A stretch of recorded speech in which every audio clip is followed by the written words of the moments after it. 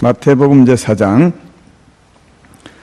오늘은 12절부터 17절까지 보겠습니다. 마태복음 4장 12절부터 제가 봉독합니다.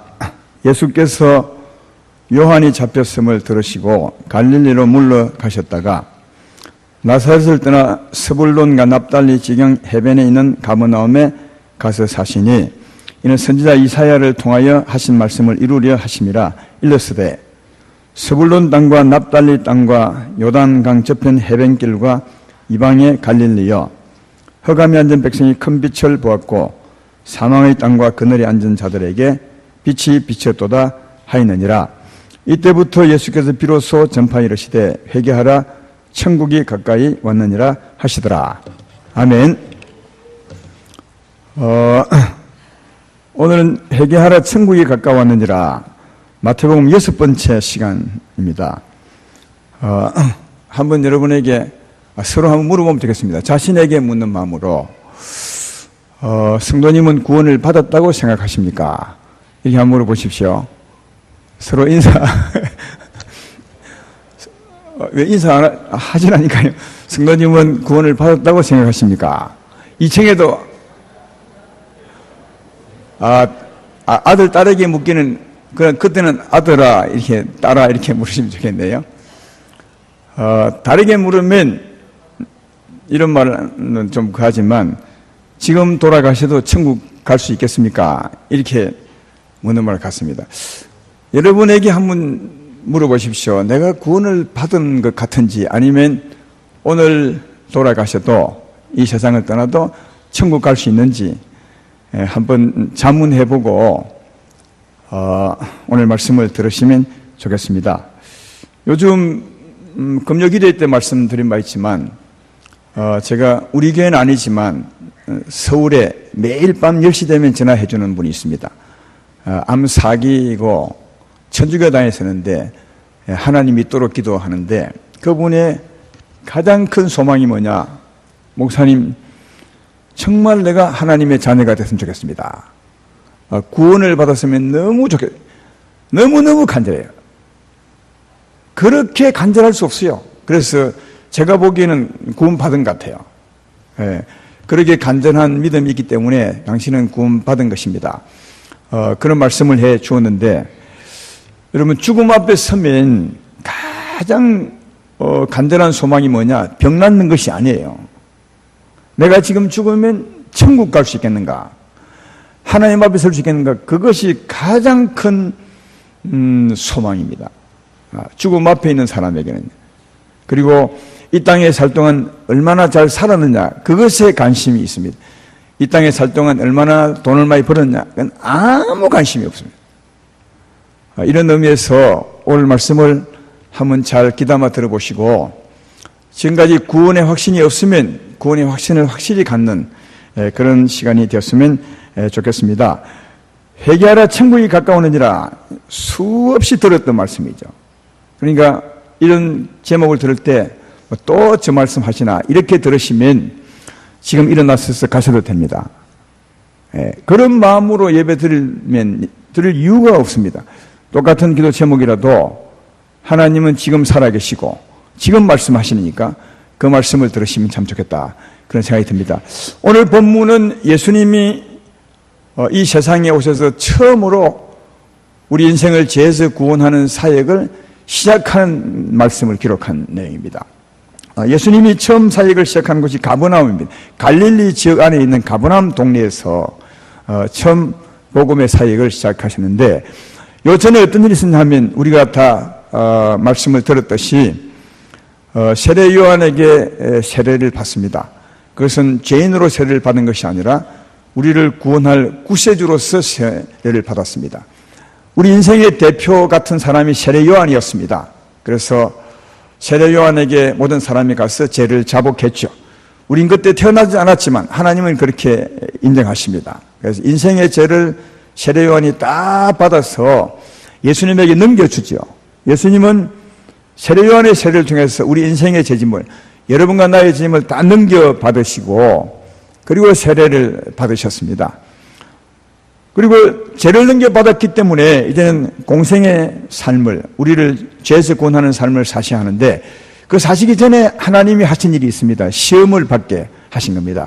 과연 내가 보낸 내 아들, 우리 인생의 구세주 예수께서 구원의 사역을 잘 감당할 수 있는 그런 자격을 갖추었는지 하나님이 시험을 하시게 되고, 예수님은 당당히 시험에 합격하게 되고, 그래서 시험을 하던 마귀는 떠나고 하나님이 함께 하시게 되었습니다.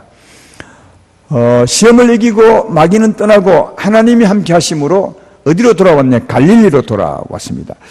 누가복음 4장 14절에 이렇게 기록합니다. 예수께서 성령의 능력으로 갈릴리에 돌아가시니 그 소문이 세상에 퍼졌고, 여기 시험 받으시고 성령의 능력에 충만함으로 갈릴리라고 하셨다. 오늘 본문 첫 절에 보면 갈릴리로 물러가셨다가 그 말입니다. 그래서 예수님께서 우리 인생을 구원하기 위해서 갈릴리에 가 계셨습니다. 구세주로서. 근데 그때 그 모습, 예수님이 갈릴리 동네에 가 있는 그 모습을 표현하기를, 구약 말씀을 인용해서 표현하기를 오늘 본문 14절, 15절, 16절입니다.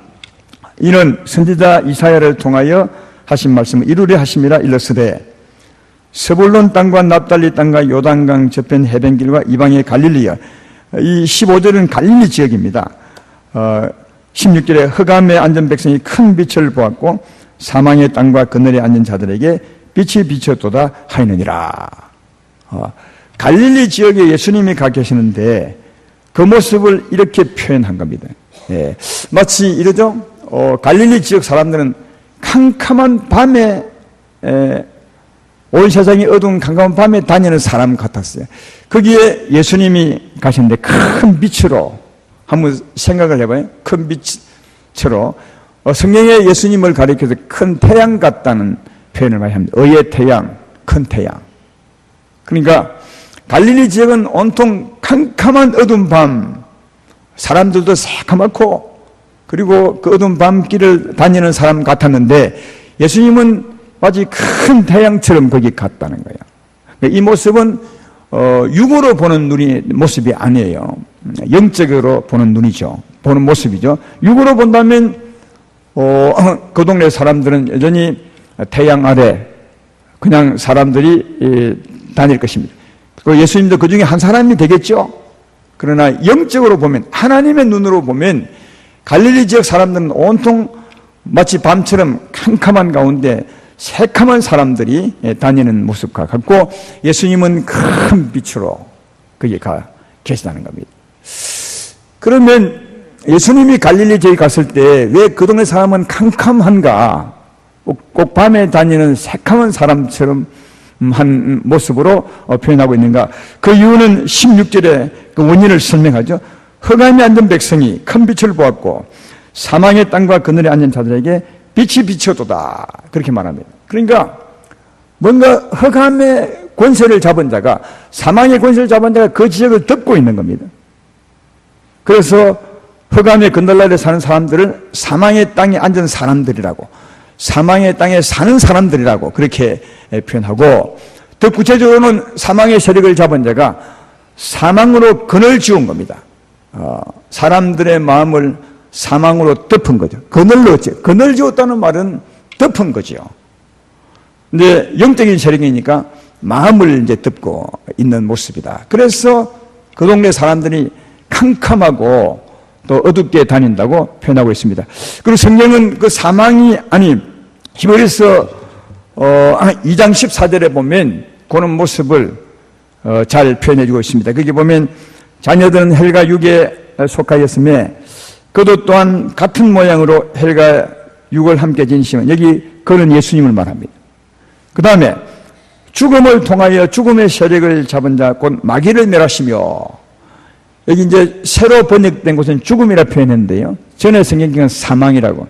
그러니까 오늘 본문을 이해하려면 전에 말씀이 이해하기 좋습니다. 사망으로 사망의 세력을 잡은 자, 마귀라고요. 그러니까 하나님을 떠나 살아가는 그 갈릴리 지역 사람들을 사망의 세력을 잡은 자가 사망으로 그늘로 덮은 거죠. 사망으로. 그래서 온통 어두웠다고 그렇게 표현하고 있고, 성경은 이 사망이 무엇인지도 정확하게 말씀합니다. 요한복음 8장 44절에 그 사망을 표현하죠. 너희는 너희 아비 마귀에게서 났으니 너희 아비의 욕심대로 너희가 행하고자 하느니라. 그는 처음부터 살인한 자요, 진리가 그 속에 없으므로 진리에 서지 못하고 거짓을 말할 때마다 제 것으로 말하는 이는 그가 거짓말쟁이요 거짓의 아비가 되었습니다. 누구요? 마귀를 두고 하는 말이에요. 사망의 세력을 잡은 자 마귀죠. 근데 이 사망이 뭐냐면 욕심입니다. 예, 욕심이 사망입니다. 사망의 능력이죠. 그 욕심 때문에 거짓말을 하고 그 욕심 때문에 싸우고 살인하게 된다고. 그래서 마귀를 욕심의 근본이요, 거짓의 근본이요, 또 살인의 근본, 미움의 근본이라고. 사망으로 마귀가 근을 지었다는 말은 욕심과 거짓과 미움 이런 것으로 사람 마음을 덮어버린 거죠. 이게 영적으로 어두워진 겁니다. 예. 그래서 이 사망의 세력을 잡은 자가 다르게 말하면 흑암의 권세자라 하기도 하고, 어둠으로 덮어버렸어요. 우리 인생의 마음을 욕심과 거짓과 이 미움으로요. 그러니까 마음이 어두운 거죠. 우리 인생에 영적으로 보면 캄캄한 거죠. 그러니까 자연히 어둡게 살 수밖에 없는 겁니다. 그래서 아까 표현에 흑암에 행하는 자, 다르게 말하면 어둡게 사는 자. 예. 어둡게 살 수밖에 없습니다. 왜? 사망의 세력을 잡은 자 마귀가 사망으로 우리 인생의 마음을 덮어버렸어요. 그러니까 하나님을 떠난 인생은 전부 마음이 캄캄한 거죠. 온 세상이 어두운 거죠. 왜? 사망의 세력을 잡은 자가 사망으로 근을 지어 있기 때문에 그렇다. 이게 갈릴리 지역 사람들의 모습이고 하나님을 떠난 우리 인생의 모습임을 알 수 있는데, 거기 예수님이 큰 빛으로 갔다. 맞아요. 태양 같은 빛으로. 영적으로 보면. 그러면 사망이 탐욕과 거짓과 불의 이런 것이라면 예수님은 빛이라 했는데 빛은 뭐겠습니까? 그 반대죠, 반대. 예. 사망의 반대 생명이죠. 욕심의 반대가 뭐겠습니까? 여러분, 욕심의 반대가 뭐라고? 욕심의 반대가 사랑입니다. 욕심은 내가 가지고자 한다면 사랑은 이웃에게 주는 것이니까 사랑이 욕심의 반대죠. 그 다음 거짓의 반대는 불이고요. 그래서 예수님의 사랑은 사랑과 의와 진실함으로 충만한 것을 말씀하고 있습니다. 에베소서 5장 8절로 9절에 빛에 대해서 이렇게 설명하죠. 너희가 전에는 어둠이더니 이제는 주 안에서 빛이라. 빛의 자녀들처럼 행하라. 그 다음에 빛의 열매는 모든 착함과 의로움과 진실함이 있느니라. 모든 착함, 한마디로 말하면 사랑입니다. 의로움, 깨끗함과 모든 진실함에 있다. 예수님이 빛이라는 말은 이런 생명의 능력으로 충만한 거죠. 아까 예수님이 시험 마치고 돌아오실 때 마귀는 떠나고 하나님이 함께 하심으로 성령의 능력에 충만함으로 갈릴리로 돌아오셨대. 성령의 충만함이 뭐냐? 이런 빛으로 충만한 모든 착함과 의로움과 진실함으로 충만하게 돌아왔다는 겁니다. 세상은 온통 욕심과 거짓과 불의로 가득 찬데 사람마다 예수님은 사랑과 의와 진실함으로 돌아왔다는 거예요. 그걸 다르게 표현하면 갈릴리 지역은 캄캄했는데 예수님은 밝은 빛처럼 거기에 오셨다고 그렇게 말합니다. 이렇게 오신 주께서 세상을 향해서 제일 처음 외친 말이 무슨 말씀이냐? 무슨 말인지 아십니까? 이 세상에 오셔서 가장 처음 우리 인생을 죄에서 구원하기 위해서 외친 말씀이 뭐냐 하면 오늘 17절에 그 말씀입니다. 이때부터 예수께서 비로소 전파 이르시되 회개하라 천국이 가까웠느니라. 예수님이 제일 먼저 사역을 시작한 곳이 가버나움 동네였고 거기서 맨 먼저 하신 말씀이 회개하라 천국이 가까우네. 여기 천국은 자주 우리가 말씀했지만 하나님이 오셔서 통치하는 나라의 천국입니다. 하나님이 통치하는 게 천국이죠. 그럼 여기서는 하나님이 어디에 계신 겁니까? 예수님 안에 계십니다. 믿으면 아멘 합시다. 하나님이 예수님을 통하여 통치하러 오신 겁니다. 그러니까 예수님이 곧 하나님의 통치자로 오신 거죠. 예수님이 천국입니다. 천국으로 오신 주께서 말씀하기를 회개하라 천국이 가까이 왔느니라 이렇게 말했다면 이 말씀은 어떤 의미가 있겠습니까? 마귀의 그날날에서 탐욕과 거짓과 불의로 어두운 가운데 행하는 인생들에게 회개하라 천국이 가까우느니라 이렇게 말씀했다면 예수님은 천국 통치자로 오셔서 어떤 일을 해주시겠다는 것이죠? 이런 말이죠. 회개하면 너희를 듣고 있는 사망의 세력을 잡는 자를 쫓아내고, 그 말이에요. 너희를 듣고 있는 사망의 세력을 잡은 자 마귀를 쫓아내고 너희를 내게로 이끌겠노라. 이런 말임을 충분히 짐작해 볼 수 있죠. 마귀를 쫓아내고 어둠의 세력을 잡은 자를 쫓아내고 사망의 그림자를 물리치고 내가 너희를 내게로 이끌어서 내가 하나님의 빛으로 너희를 통치할 것이라. 이게 예수님의 세상을 향한 첫 말씀이요. 너에게 꼭 필요한 게 회개라고요. 회개하라. 그러면 왜 하필이면 그 많은 말씀 중에 회개하라고 했겠냐? 회개해야 이런 구원을 베풀어 주실 수 있다고.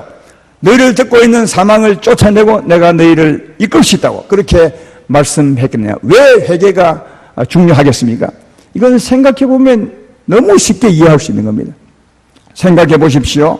그동안은 예수님 오시기 전에 사람이 알았는지 모르는지 모르겠지만 흑암의 그늘 아래 마귀의 그늘 아래 살았습니다. 마귀의 종이 되어서 온갖 죄를 지으며 살았죠. 근데 사람들이 그 삶이 정말 너무너무 좋았다면, 이 삶이 정말 좋다. 이런 삶이 세상에 어디 있을까? 살아온 삶이 너무 좋다면 절대로 거기서 나오려 하지 않죠. 아무리 외쳐도, 회개하고 오십시오. 아무리 외쳐도 그 삶이 좋으면 절대로 돌아서 나오지 않아요.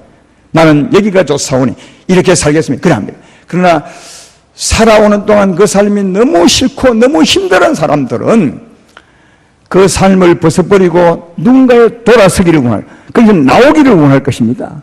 그렇겠죠? 그게 회개입니다, 여러분. 회개는 어려운 것이 아니라 그 삶이 좋으면 회개하지 못하는 겁니다. 거기 사는 겁니다. 나 지금까지 살아본 결과에 의하면 그 삶이 너무 싫다면 거기서 빠져나오고 싶죠. 그래서 거기서 후회하고, 그렇게 살았던 삶을 후회하고 되돌아서서 예수님을 향해서 주여 나를 여기서 구원해 주십시오. 이게 회개죠. 예수님은 그런 사람을 구원할 수 있다는 겁니다. 여기가 좋아서 저는 구원받기 싫습니다. 지금까지 삶이 너무너무 좋았습니다.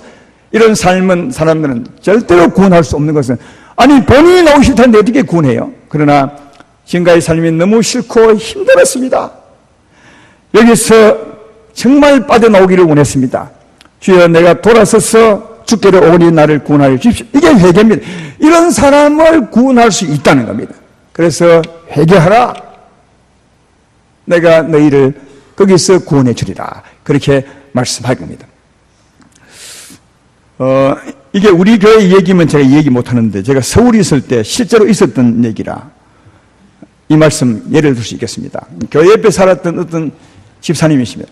어제까지는 그 이름이 기억이 안 났어요. 그 여집사님 이름이. 근데 그래도 현실감 있게 설명하려면 그 집사님 이름이 생각나야 되는데 하고 한참 기도했더니 그 이름이 드디어 생각났습니다. 정미, 그 다음 안 할게요. 그런 분이었습니다. 그 분이 고등학교 다니는 딸이 있었습니다. 고 2학년 때였습니다. 딸이 말썽을 피웠죠. 그래서 이제 집이 싫어서 가출을 했습니다. 안 돌아오는 거예요. 고2짜리가 집을 나가서 집에 안 돌아요. 정지사님 그 딸이요. 그래서 참 기도도 많이 했죠. 많이 울기도 하고. 오랜 수소문 끝에, 정말 오랜 수소문 끝에 알아내었더니 천안에 있다고. 천안에는 유흥업소에 가서 취직을 하고 있다고 그렇게 했습니다. 그래서 그 집사님하고 그 부부가 갔습니다. 그 천안 유흥업소에 갔더니 거기 있었어요. 근데 그 딸을 달라고 막 했더니 그 유흥업소 주인이 말하기를 이 딸이 여기서 일하면서 많은 빚을 졌다는 거예요. 그동안 여러분 대개 유흥업소에 가 있는 사람이 못 빠져나오는 이유가 빚을 많이 칩니다. 미리 돈도 빌려주고 왜 가출했으니까 돈이 없으니까 미리 돈을 땡겼을 때가 많습니다. 그래서 그 주인들은 돈을 미리 좀 빌려줍니다. 그 여자를 그 아이를 잡으려고요. 도망 못 가도록. 그래서 이 아이도 빈손으로 나갔으니까 돈을 많이 빌려 썼죠. 거기다가 더 많은 빚을 지게 된 것은 몸이 아팠대요. 그래서 병원에 입원도 하고 해서 빚을 많이 졌어요. 그래서 빚이 얼마냐? 이제 1,000만 원인데 이 1,000만 원을 갚지 아니하면 당연히 딸을 데려갈 수 없습니다. 그 시대는 지금보다는 다른 시대였어요. 지금은 그리 하면 바로 경찰 신고하면 바로 잡아 나올 수. 그런데 그때는 안 그랬어요. 지금은 사회가 많이 바뀌었습니다. 좋아졌습니다. 그런 경우에는 아이들을 강제로 착취해서 바로 끌어내고 그 업소를 벌줄 수 있는 그 당시는 안 그랬어요. 물론 법은 그랬겠지만. 그래서 부모님들이 집으로 돌아와서 1,000만 원을 구했죠. 1,000만 원을 구해가지고 그 딸을 데리러 갔습니다. 천안 거기에. 갔는데 이제 또 문제가 생기게 딸이 안 올라 하는 겁니다. 딸이. 빚은 갖게 되고 그 업소는 사람은 줄여 하는데 딸이 안 나오려 하는 거예요. 그리고 막 실랑이를 벌여서 딸 데려오려고. 근데 딸이 그런 실랑이를 안에서 보고 있다가 도망을 가버렸어요. 그래서 그날 또 돈을 가져갔지만 못 데려왔어요. 결국은요. 근데 결론적으로 나중에 데려왔습니다. 세월이 좀 더 지나고 난 뒤에. 왜 어떻게 데려왔냐? 그 아이가 유흥업소 삶으로 말미암아 병이 들었어요. 크게. 그래서 병원에 입원하게 되어서 그게 막 죽게 될 즈음에 집으로 연락이 와서 그때 이 아이를 이제 그 부모가 데려왔는데 부모가 중병에 걸린 아이에게 물었죠. 너 왜 그때 내가 데려갈 때 너는 도망을 가고 안 하느냐? 얘가 눈물을 하염없이 흘리면서 하는 말이 너무 미안하고 너무 죄송했어. 너무 집으로 돌아오고 싶고 엄마 아빠 말소리 들을 때 너무 그리웠는데 너무 미안하고 너무 해서 그때 못 왔다고. 예. 그래서 한참 병들고 난 후에 그 아이를 이제 데려왔습니다. 지금은 건강해졌습니다. 여러분 보십시오. 여기 보십시오. 그 딸을 데려오려 해도 그 딸이 오고 싶지 아니하면 절대로 못 데려오는 겁니다. 예. 그 삶이 싫어도, 그 삶이 싫고 너무 힘들어도 그가 돌아오지 않으면 못 데려옵니다. 하나님도 마찬가지입니다. 예. 우리가 하나님을 떠나 제 가운데 살고 있을 때 그때 그 삶이 너무 싫고 그래서 떠나고 싶으면 본인이 회개하고 돌아오지 아니하면 그 딸처럼 못 데려오는 겁니다.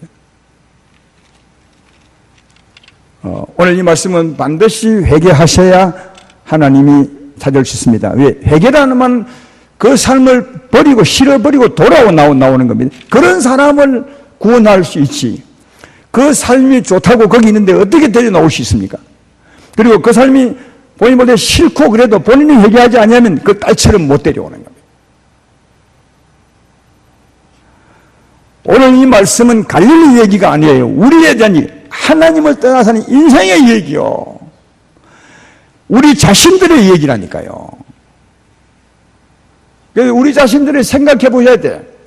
정말 그 딸이 생각해 보아도 너무 미안해서 못 나왔던 것처럼 그러나 그 딸이 그때 용기를 내고 나왔다면 얼마나 인생이 좋았겠어요. 그처럼 우리도 우리 자신을 생각해 보셔야 돼요. 여러분 다 진짜 하나님을 떠나 사는 게 그러나 하나님을 떠나 살 때 어떻게 사는지도 몰랐지만 오늘 아셨지 않습니까? 사망의 세력을 잡은 자가 우리를 덮어요. 사랑하는 여러분 하나님도 믿지 못하는 사람은 사망의 세력을 잡은 자 믿지 못해요. 하나님이 있다면 빛이 있다면 어둠도 있는 거예요. 하나님의 나라를 방해하는 자 성경은 너무 분명히 말하죠. 흑암의 세력을 잡은 자, 사망으로 사망의 세력을 잡은 자, 하나님을 떠난 자는 사망으로 사망의 세력을 잡은 자, 다시 말하면 욕심과 거짓과 불의와 이런 미움으로 우리 인생의 마음을 그늘 지어서 그렇게 살게 하는 존재가 있는 거예요. 그래서 여러분 인생이 이렇게 험악하게 사는 겁니다. 욕심 부리고 싸우고 시기하고 질투하고 거짓말하고 속이고, 이건 전혀 우리 인생이 안 그랬어요. 전에 하나님이 우리 인생을 지을 때는 하나님의 형상과 모양을 따라 지었어요. 하나님 보시기에도 너무 좋았습니다. 그러나 마귀의 유혹을 받아 떠났던 겁니다. 우리 인생 첫 조상부터, 아담부터요. 그때부터 누가 우리 인생을 차지했어요? 사망의 세력을 잡은 자가 차지했어요. 그래서 온통 그 심령을 어둠으로 그늘 지어가지고 어둡게 살게 했어요. 양심은 선한데 그런 경우 많죠. 양심은 사람이라서, 인생이라서 그래 살고 싶지 않지만 나도 모르게 그래 살 때가 너무너무 많아요. 나는 양심이 선해서 집으로 돌아가고 싶지만 너무 미안해서 돌아오지 못하는 그 아이처럼 그래 살 때가 너무 많습니다. 판단하시, 그 삶이 진짜 좋은지, 예수 믿기 전에 그 삶이 진짜 좋은지, 이게 행복인지, 양심을 속이고 거짓말하며 욕심을 산 삶이 좋은지, 가족과 싸우고 이혼하고 혈집에 살아가는 그게 좋은지, 그게 진짜 좋다면 그걸 사십시오. 하나님도 어쩔 수 없어요. 그러나 아무리 생각해봐도 그 삶이 너무 싫고 너무 고통스럽고 인생으로 산 삶이 아니라고 생각한다면 당신은 구원의 소망이 있는 겁니다. 너무 있으면 주님은 바로 곁에 와 있습니다. 천국이 가까이 와 있느니라. 그때 우리는 이렇게 고백합니다. 주여, 전가의 삶이 너무 힘들었습니다. 죄를 짓고 사는 건 사람답지 못한 삶을 살았습니다. 이 삶은 아닌 것 같습니다. 너무 힘들고 고통스럽습니다. 내가 여기서 돌아서서 주께로 가겠사오니 나를 여기서 건져내 주시옵소서. 구원하여 주시옵소서. 너무 쉬운 겁니다. 이게 회개입니다, 여러분. 그렇게 하시면 바로 곁에 계신 주께서 우리를 구원하십니다. 바로 곁에 계신 주께서 구원하게 될 것입니다. 구원이 무엇입니까? 그동안 우리를 듣고 있던 귀신을 쫓아내는 겁니다. 사망의 그늘을 물리치는 겁니다. 흑암의 세력을 쫓아내는 겁니다. 사망의 굴레를 벗어버리게 하는 겁니다. 그리고 하나님의 사랑의 품에 안는 거죠. 욕심과 거짓과 불의를 떠나가게 만들어 버리는 것이고 하나님의 사랑과 의와 평안과 기쁨의 가슴에 안는 거예요. 흑암의 권세에서 건져내서 우리를 하나님의 사랑의 아들 나라로 옮겨내려 한 것처럼 하나님이 우리를 품는 것입니다. 그러므로 아마 모든 분들이 다 그런 삶을 싫어할 겁니다. 그 삶을 좋아할 분이 어디 있겠어요? 다 싫어할 것입니다. 싫어한다면 너무 간단합니다. 주여, 내가 이 삶이 싫습니다. 지금까지의 삶을 너무 후회합니다. 난 싫습니다. 여기서 나를 벗어나게 해 주십시오. 이게 회개입니다. 이게 회개. 그러면 주께서 십자가로 그 죄를 다 용서해 주시고 그 딸의 빚을 부모가 갚아준 것처럼 우리의 부모신 주님이 십자가로 대신 다 갚아주시고 우리를 거기서 건져내시게 되는 겁니다. 어둠을 쫓아내시고 우리를 건져내시사 하나님의 사랑의 품에 안는 것입니다. 모든 사랑과 로움과 진실함의 품에 안는 것입니다. 할렐루야. 그런 소망을 품으시고 주를 바라보시는 이 시간 되기를 주의 이름으로 축원합니다. 주님의 구원은 거기서 끝나는 것이 아닙니다. 또 있습니다. 생각해 보십시오. 그동안 여러분은 몇 년 동안 그 그날날에 사셨다고 생각합니까?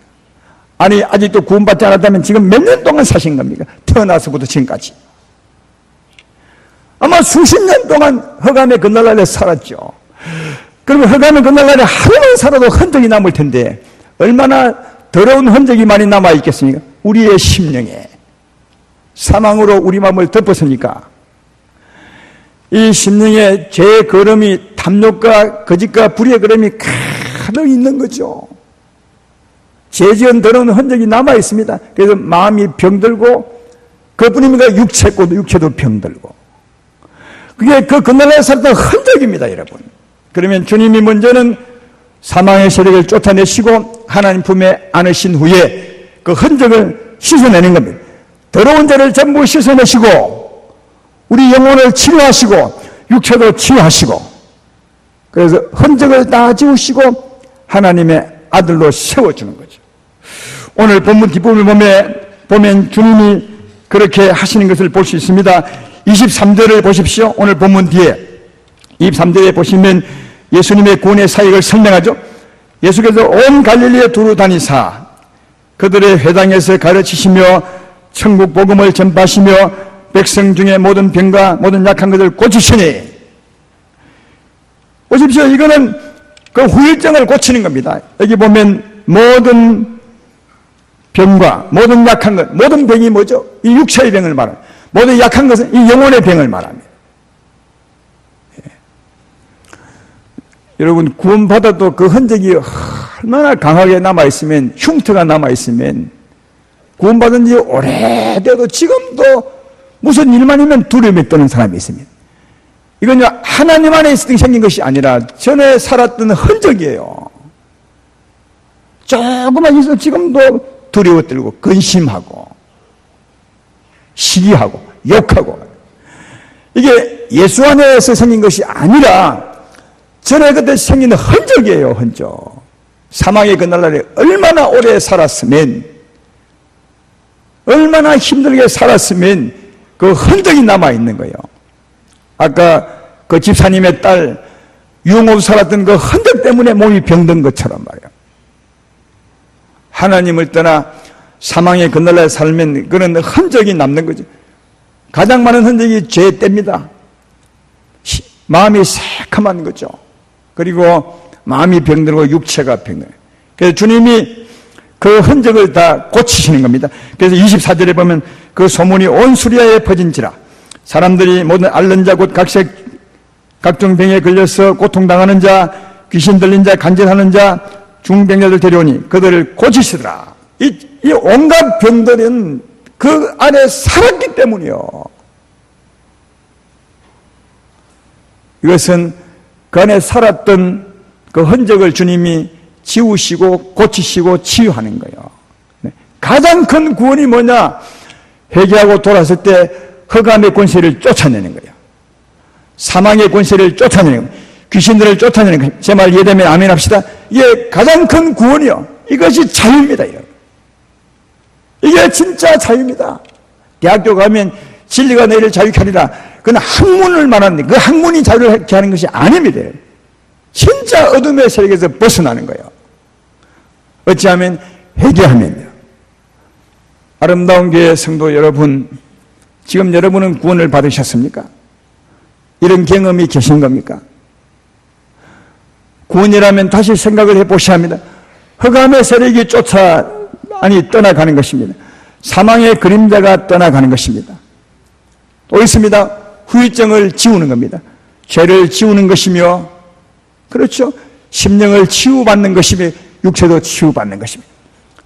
여러분, 예수 믿고 난 뒤에 이런 흔적이 다 사라지고 사망이 다 떠나가신 것입니다. 우리가 하나님의 사랑의 품에 안긴 것처럼 모든 착함과 의로움과 진실함으로 살고 계십니까?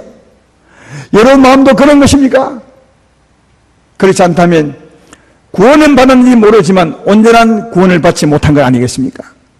천국은 갈지 모르겠지만 여전히 그 흔적으로 살아가는 사람이 얼마나 많이 있는 것입니까?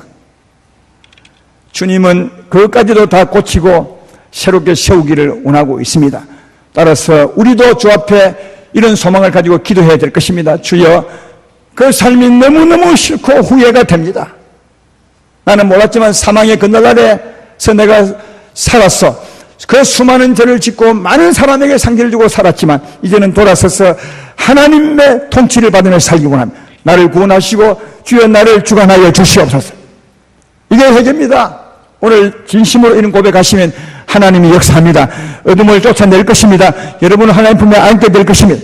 그리고 또다시 기도할 주여 그 흔적조차도